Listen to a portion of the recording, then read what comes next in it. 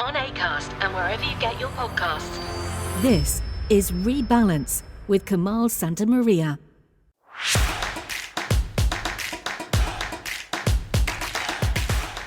Kia ora everyone, welcome back to Rebalance. I'm Kamal Santamaria. It has been a busy old month since we last spoke as the balance has been finding its feet.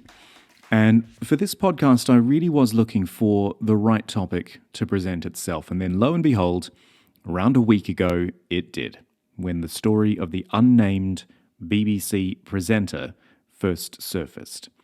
Now, we're going to be speaking to Dr. Ashley Frawley a little bit later. She's an associate professor of sociology and has got some really good insight and context into this story.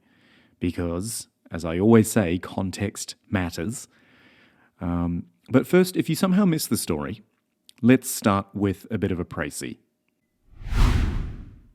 The British tabloid newspaper The Sun published a story claiming that a high-profile presenter from the BBC had paid a young person thousands of pounds over a 3-year period in exchange for sexually explicit pictures. That is where all of this started. And as you can imagine, the media, both mainstream and social, went into absolute meltdown over this story. And you had this it was a farcical situation of BBC News trying to report the story in an independent manner about this unidentified BBC presenter, whilst the name of said presenter was circulating widely on social media already, and, in all likelihood, everyone in the newsroom probably knew who it was anyway. But this story was about so much more than the presenter's identity and what they were accused of. It was about how it was reported, who reported it, who made the accusations, what was known, when, and crucially, if anything criminal had actually happened. So, bit by bit, let's break it down.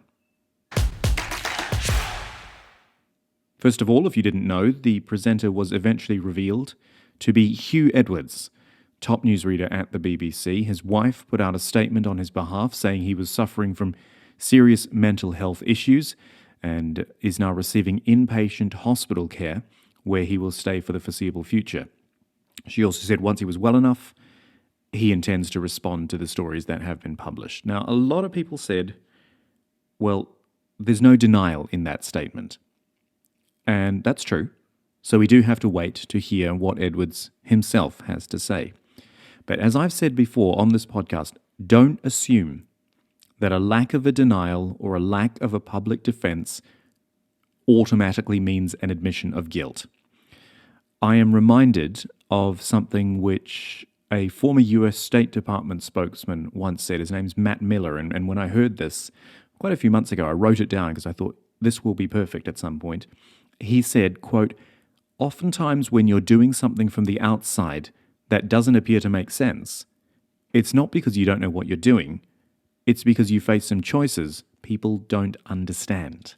So just always, I think, keep that in the back of your mind. Anyway, up until the point of that statement, the speculation about who this presenter was and what the BBC knew and what the Sun knew, it was rife. And it was all based on very, very little information. Let's go step by step. The allegations in the Sun were made by the mother and stepfather of the alleged victim. They say it started when their child was 17, the child is now 20, and that it fueled a crack cocaine habit. Now, just quickly here, the word used to describe the victim is interesting. I've said child there because it is obviously their child. We don't know if it's a male or female.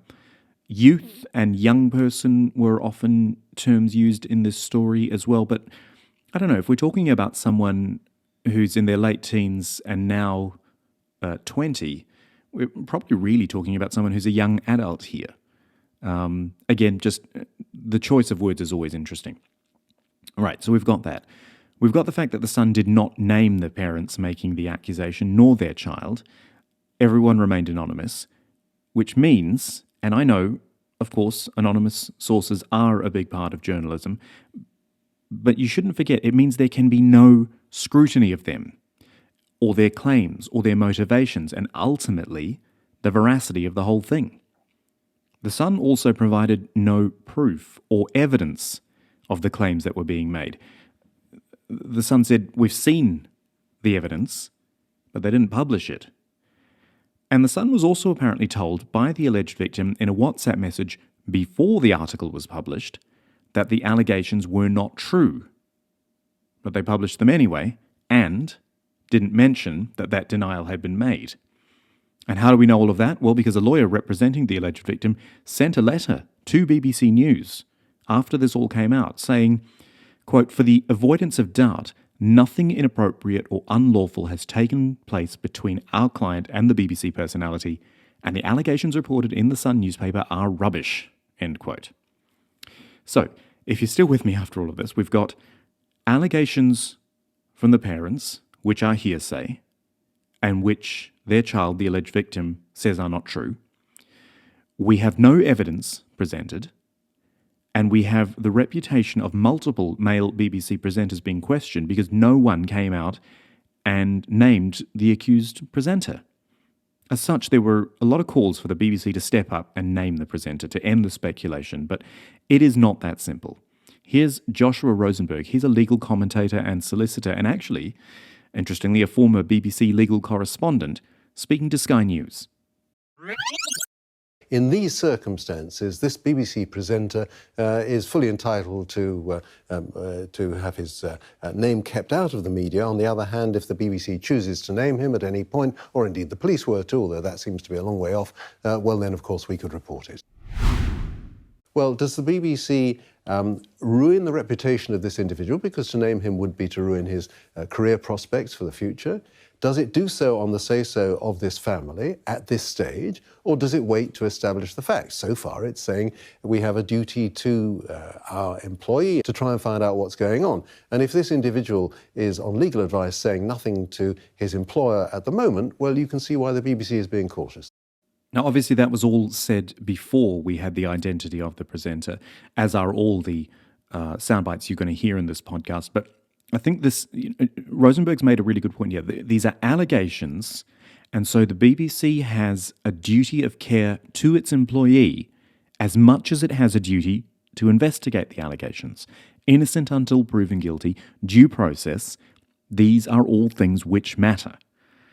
And though the police were looking into any potential criminality, and obviously that was very serious and very important in the early stages of this story, the police didn't find any criminality and have since said they're not pursuing any charges. So if the BBC wasn't going to name Edwards, then why didn't the Sun? If they were confident enough to go with a big, salacious front-page story which took over the media cycle for days, why were they not confident enough to name the accused or to show any proof of what he'd supposedly done? You have to question how strong was their story in the first place. Did they have the proof? Did they have the corroboration of it? Or did they publish purely on the existence of the allegations themselves? Speaking to GB News, Kelvin McKenzie, who's a former editor of The Sun, said it came down to pressure and money. As far as they're concerned, journalistically, they made a shocking error because they could have published a picture, which everybody in the world has seen online, and they could have published the person's name. This was on the Saturday. They chose not to do it. That's probably because of pressure legally that exists around News UK with all the owners of the Sun. Yeah, the money that's being spent through the High Court in hacking cases and other cases. And they also didn't want to get caught up in the fact that was there a strange smell about this paper, and therefore would advertisers walk away? See, there it is, advertisers. You can't risk their wrath because they keep you afloat. They pay your salaries. Newspapers, as we knew them, are a dying breed. And so you don't bite the hand that feeds. It's a very strange world that these big, once powerful tabloids, once very commercially successful, that's no longer the case, on the print side anyway. The online case, yes, it's still doing okay. But they are worried constantly, the management, what if we run this kind of story? Will Will Unilever advertise with us? Will our media buyers, will, Vauxhall Cars advertise with us? Advertising is what matters, not what the reader thinks. So they worry more about the advertiser than the reader. Then you get what happens. And remember, no mainstream media named Edwards at all.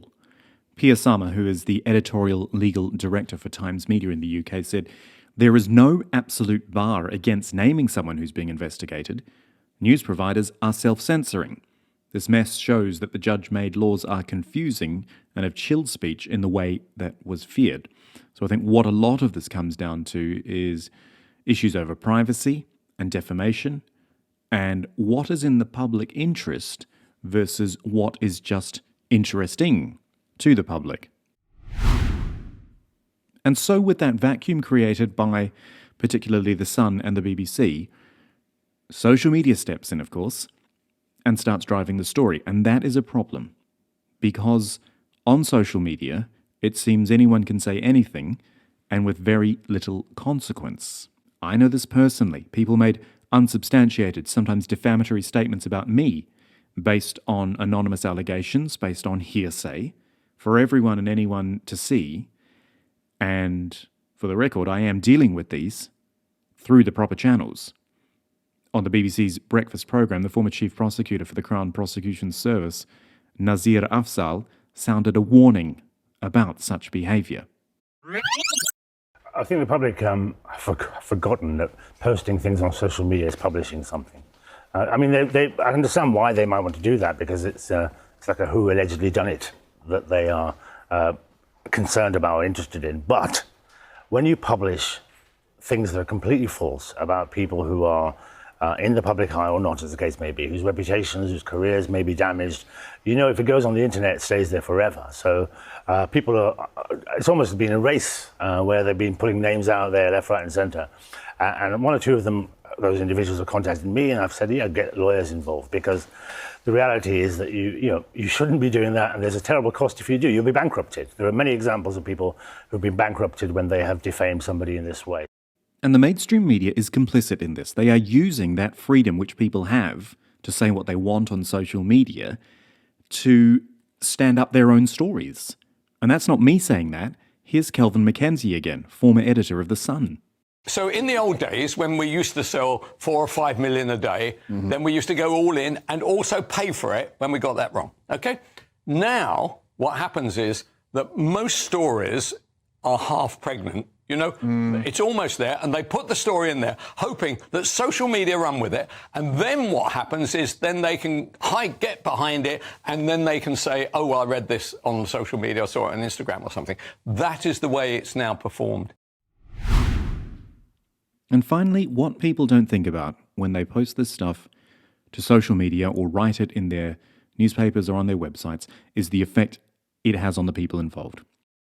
I spoke in episode 1 of this podcast about what the constant media attention has done to me and my family, and I can see it happening all over again here with Hugh Edwards.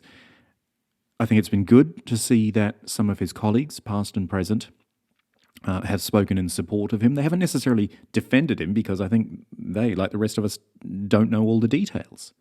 But they've shown some support. And I'll tell you, in these situations, you can be lucky to even get a text from people who you've known and called friends for decades. I won't say much more about it here because I want to get to our feature interview, but I would encourage you to read a blog post which I wrote on my personal website, kamalsantamaria.com. It's called Deja Vu All Over Again, and it is there to serve as a reminder to people before they post their next tweet. There is a link to it in the show notes for this podcast. The Balance, journalism without agenda. Okay, so now that we've kind of laid out all the situation and what we know, I want to broaden things out a bit, and really more than just the media and the legal angles, because I think they've kind of been done to death over the past week, but let's look at behaviour in general. And that means the behaviour of everyone involved. The accused, yes, but also the accusers, the public, the media, and just take a step back from all the outrage to put things in a bit of context. And to do that, I spoke to Dr. Ashley Frawley, Associate Professor of Sociology at Swansea University in the UK. Ashley Frawley, welcome to Rebalance. Thanks for your time today. Thanks for having me. So we're talking on Friday, the 14th of July, the morning your time, where things have settled a bit, I think. I mean, I just looked at the front page of the Times and there's other news on the front page, God forbid. Look, I know we all love celebrity news, but I mean, this story just went mad, didn't it? Yeah, I mean, it has a little bit of everything.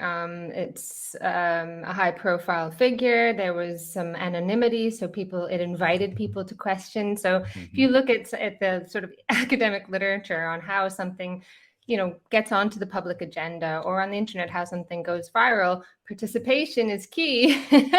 If it feels that if you can connect with people individually, headlines with you in the title, and on the internet, things that invite people to participate. And so everyone was sort of, asking, who is it? Am I the only one who doesn't know who it is? And so that element of mystery almost made it worse for the individual involved, because it invited an enormous amount of speculation and added quite a lot of interest to the story as more and more, presenters weighed in and said, no, it wasn't them. And it was this sort of terrible game of guess who.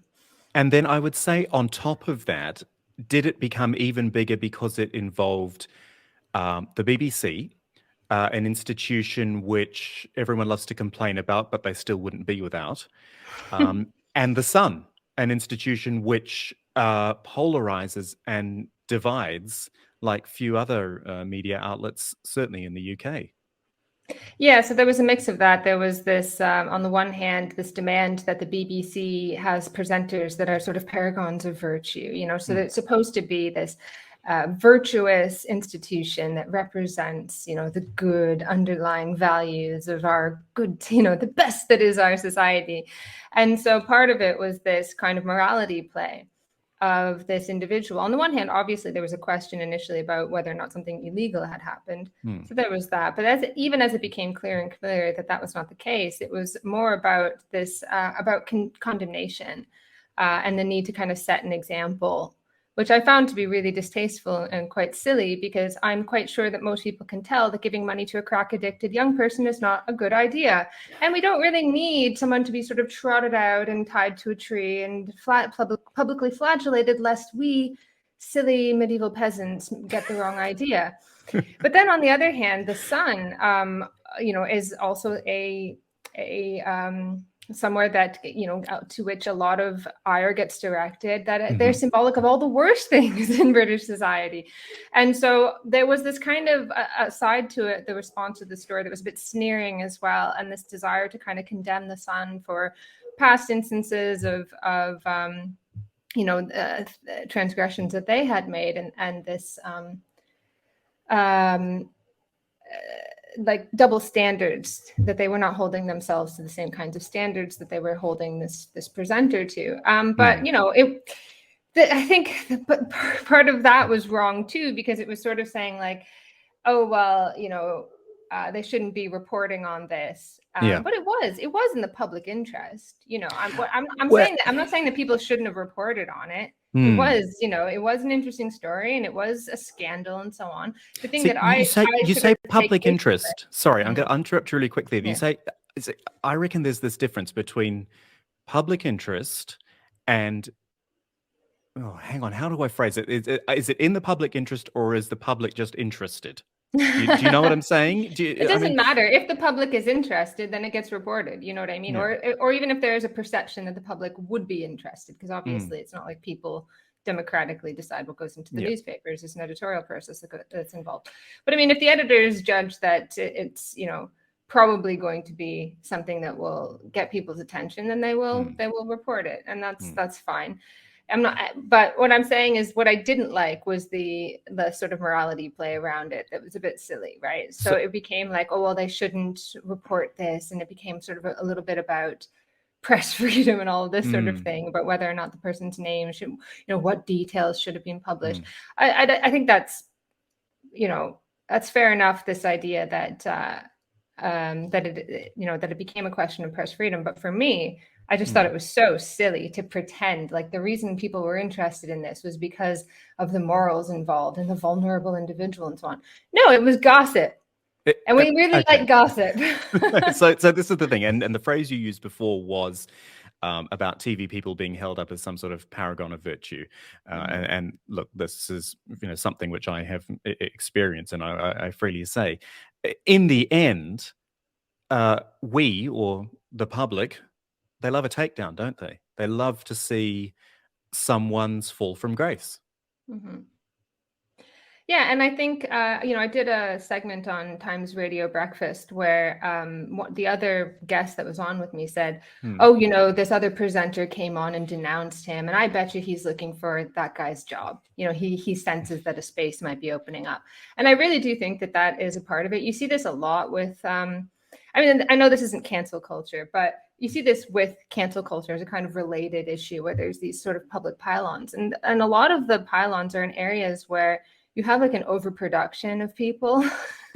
Yeah. So, a lot of people are clamoring for those positions and they're like, that should be me. It shouldn't be you. Look at you. You don't deserve it. Right. And so we love to see the mighty fall, definitely. But let me tell you, TV's a nasty business sometimes. Let me tell you.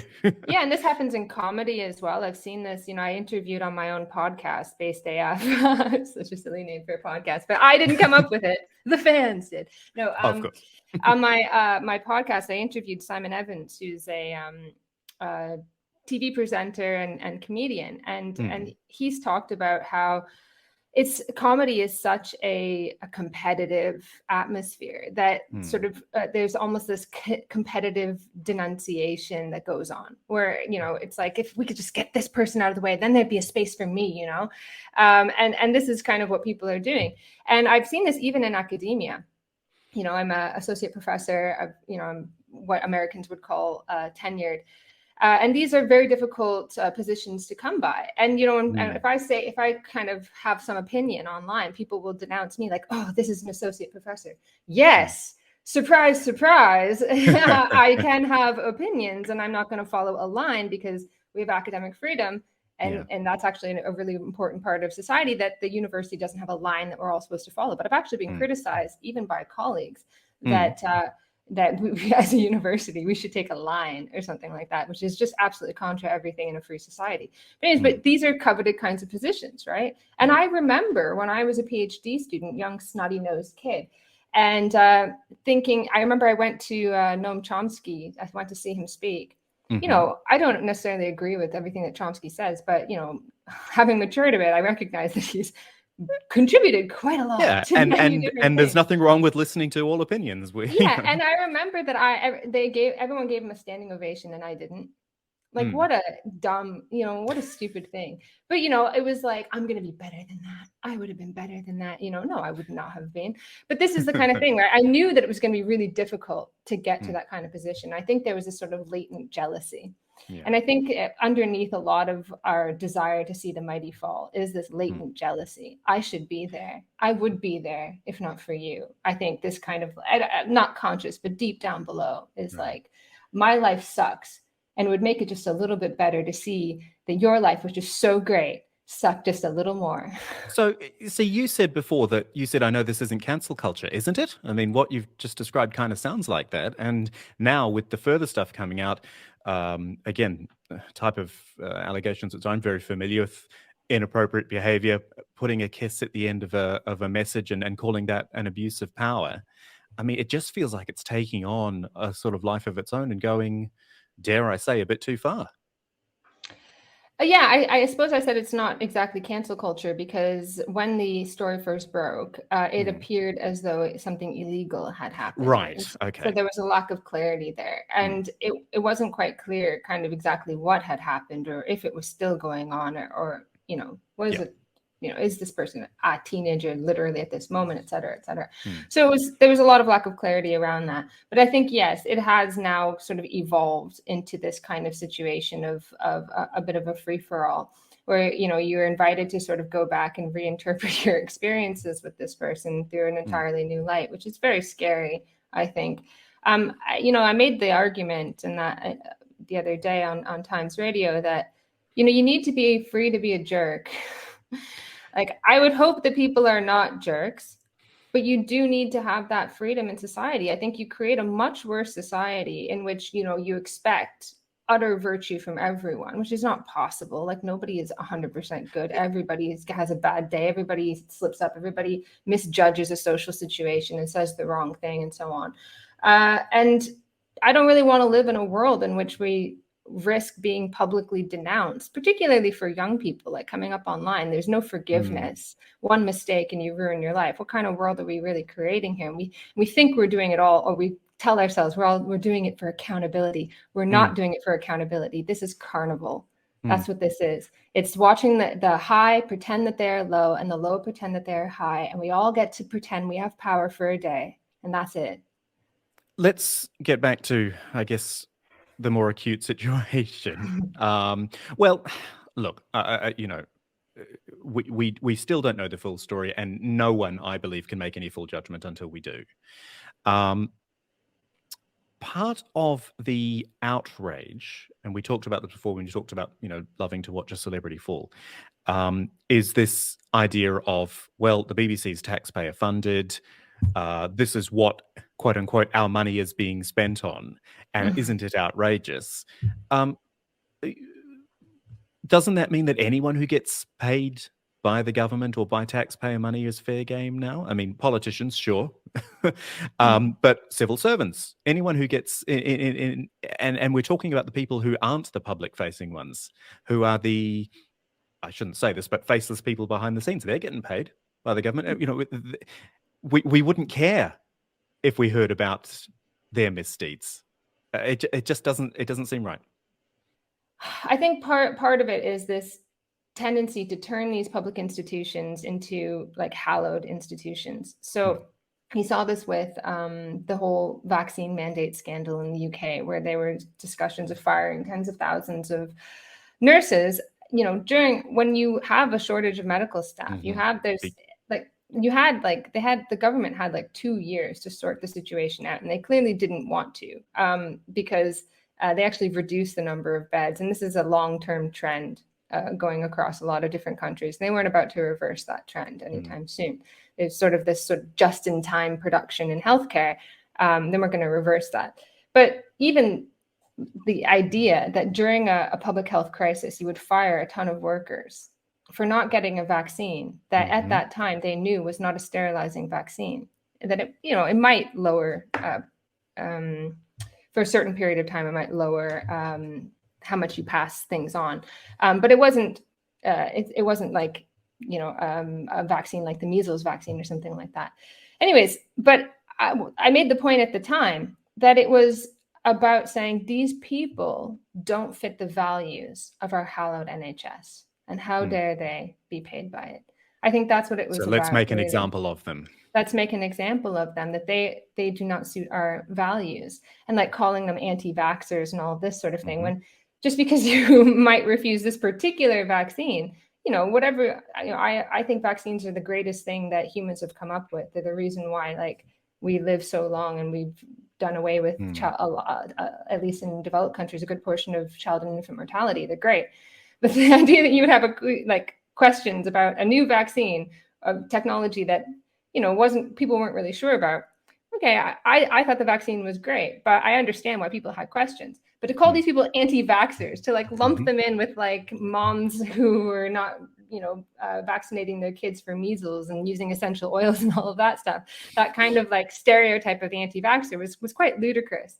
But it really showed that it was about the underlying values, that these people are sort of persona non grata. Right. So they had to be shown up. What's the phrase? Being, not just doing the right thing, but being seen to be doing the right thing. Yeah, they had to be made an example of.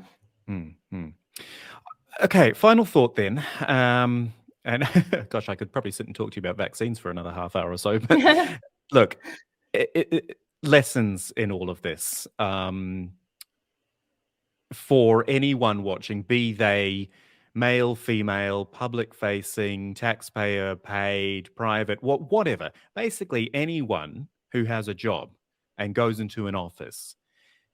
Is this a lesson in being way more careful and being really judicious about everything you do, and about basically saying work is for work. Work is where I do my job and I go home, and that means losing the social aspect of it, losing the bonding aspects of it, which come from working in a team or working in an office, um, because you don't want there to be any room for any misrepresentation or, I mean, we're now seeing this phrase abuse of power used, or a perceived abuse of power. Is this the lesson out of all of this? Well, the thing about abuse of power, like if you are a successful person, and you're famous, you're on TV, or even you're just a successful person, that's part of who you are. It's not really inseparable. It's not really separable from your personality. So to say like, oh, it's an abuse of power to like get sexual partners, like, okay, well, for all celebrities who marry other celebrities are abusing their power, or and people actually make this argument too around like, or who all celebrities who marry anybody are abusing their power, because what is their cachet? It's because they're famous. It's their fame. That's just it. It is not like it is. You cannot separate these things. Can we please have a little bit of perspective here? That people are adults and are capable of making judgments. Okay, we are capable of making judgments about, like, I am impressed by this person. Yes, I recognize that part of the reason I am attracted to this person is that I am impressed by their success. They have money. They can help me get the things that I want. Okay, if I'm like, I've never dated a rich person, but I can quite imagine that would be part of the appeal. Let's be real. Okay, we're all pretending. We play this game where we pretend the people who are famous are like our parents, and we pretend that we're children, and we demand they be role models for us. That is such nonsense. That is it is not a real thing that anybody actually believes. It's just that we like, there's a certain amount of jealousy there. Like we like to sort of see get a hit on somebody who seems untouchable.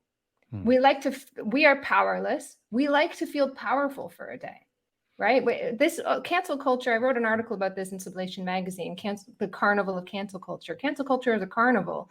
It's, carnivals erupt enormously in countries where there's a huge drift between the very high and the very low. You have a lot of social inequality. You have bigger carnivals. Why? Because it underpins, it cleanses that social order for a day where you get to pretend you're the one who's holding the power and they are accountable to you. They are not. They are not. It allows you to feel powerful for a day, but the next day you got to go back to your crap job. They have the money and you don't. And that's not going to change that.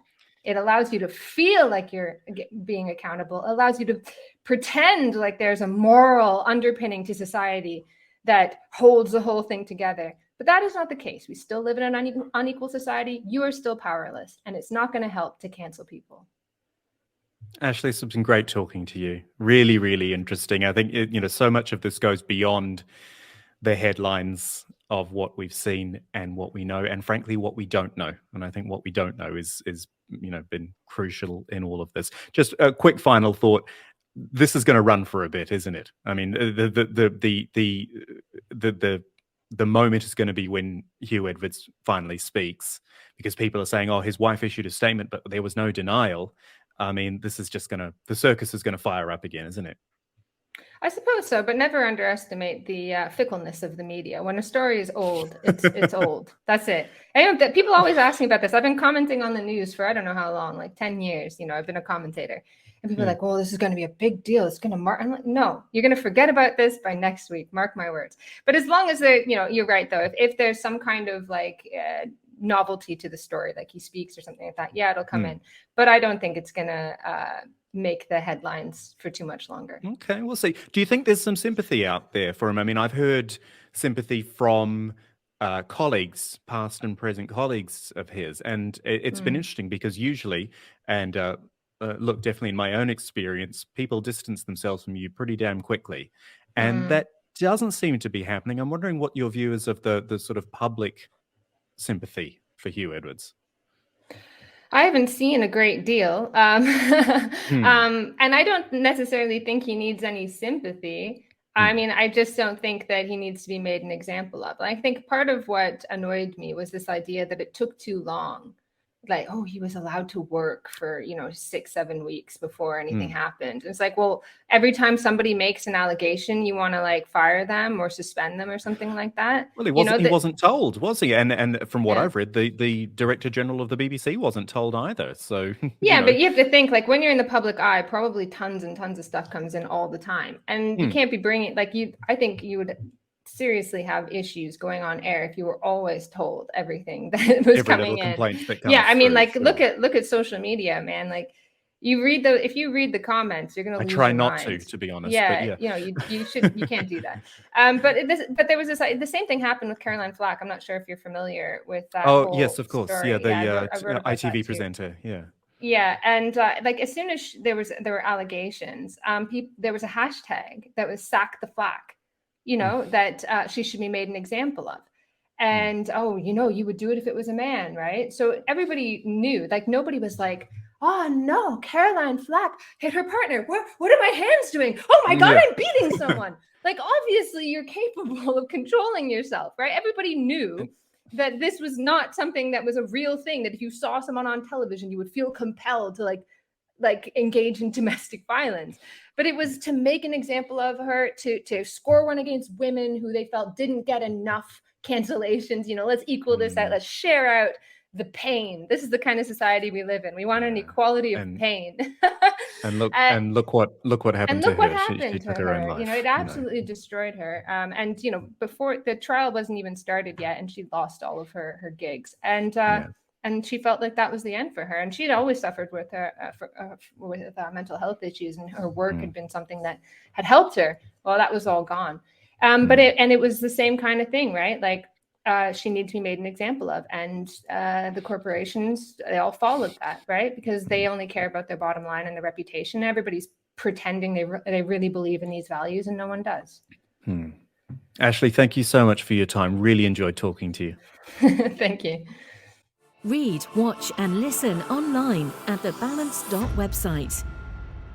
And that full interview, a video version of it, in fact, is available now in the Watch This section at the Balanced website. We've got an interviews page there, and it's also up on our YouTube channel. I really like the way that Ashley just reminded us to take that step back, to think about what has actually happened and what we actually know, rather than what the wall-to-wall coverage might be telling us, and remembering that there are agendas which can exist on all sides. So please share that interview on your social media. Let us know what you think. You can pop a comment on YouTube. You can get in touch through the comments section on the website, or you can email me directly. The address is kamal@thebalance.website. And if you'd like to support us as well, we would love that. We've teamed up with buymeacoffee.com, where you can do just that. The link again is on the website. I'm Kamal Santamaria. Ka kite ano. Thanks for listening. We'll talk to you again soon. Rebalance is a production of the Balanced website and is brought to you by Acast. For more, visit shows.acast.com/rebalance.